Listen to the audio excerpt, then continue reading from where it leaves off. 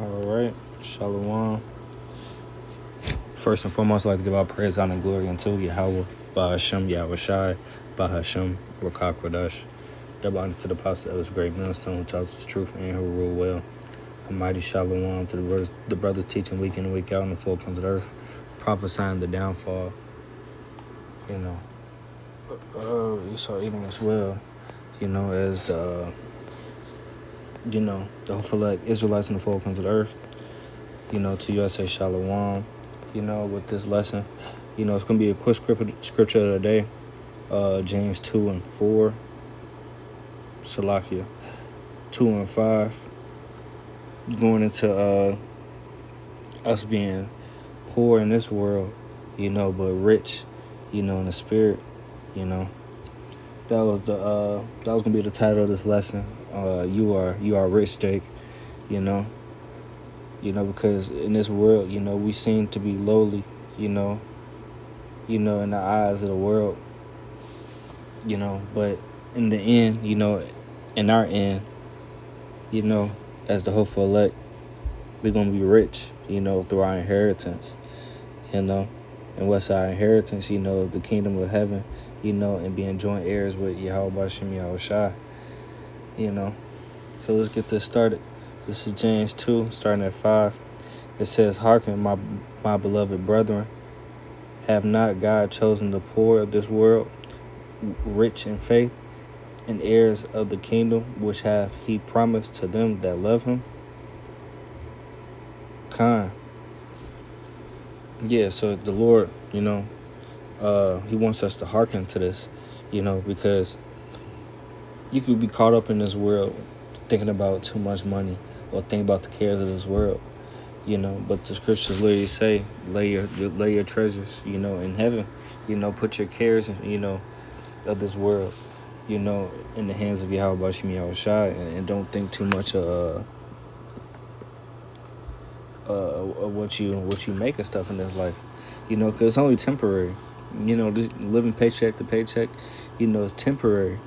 You want to know why?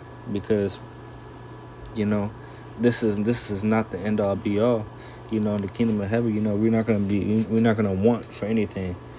We're gonna have so much of abundance of riches and wealth, that it's gonna be a small thing, So let's read this again. It says, "Have not God chosen the poor of this world, rich in faith?"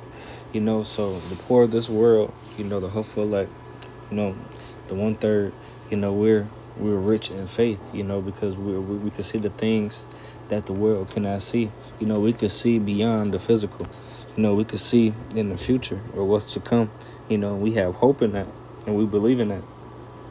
And that hope is in the kingdom of heaven. First by getting salvation by Yahweh Shai, getting beamed up, becoming joint heirs, doing the ceremony with Yahweh Shai, and then us coming back on earth, and receiving, that abundance of wealth, and riches, So let's get the next precept. I think that was Matthew, Salakia.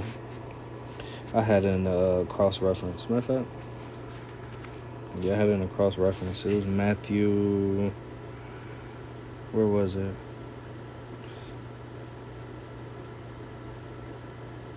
Five and 3. This is the book of Matthew chapter 5, verse 3. It says, "Blessed are the poor in spirit, for theirs is the kingdom of heaven." That's our inheritance.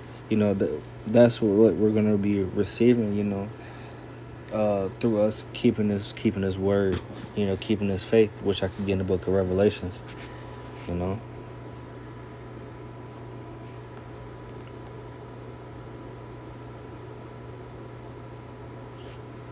This is going to be the result of us, what was it, 2 and 10? I think it was 2 and 10.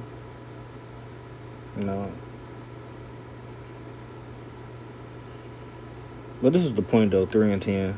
It was one of the parts I want to give. It says, he will keep us. Because thou hast kept the word of my patience, I will also keep thee from the hour of temptation, which shall come upon the world, to try them upon the earth. You know, so the Lord's gonna keep us. You know, the ones that have faith. You know, in the times that's gonna come. You know, the times of temptation. You know, the times of the MOTB, as well as the time of destruction.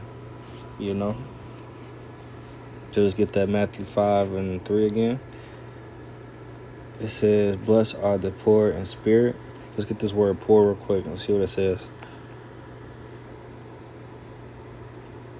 Tacos. That's how I say it. Strong's G 4434. Tochas. Salakia. It says reduced to a beggary, to begging, asking alms, destitute of wealth, influence, position, honor, lowly, afflicted. You know, destitute of wealth. Yeah, and that's exactly what we are, you know, right now. You know, the scriptures say in the curses, you know, we shall go to the heathen, you know, for the one of all things. You know, the Lord said he's gonna pretty much destroy us. Let's get that real quick.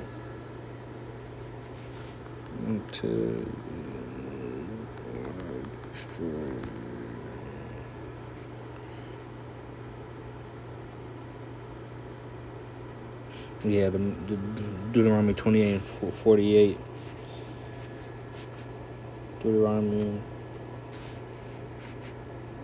28:48. I'm gonna get that word destroyed.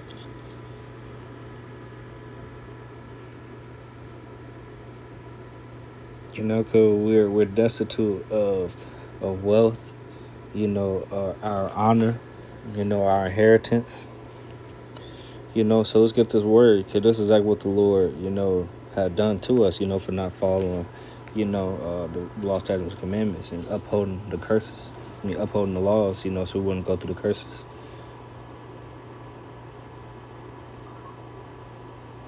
It says Shamad says,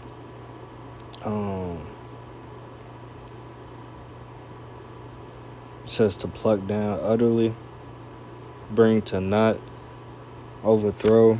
But let's get this right here. Out of mind. To lay waste.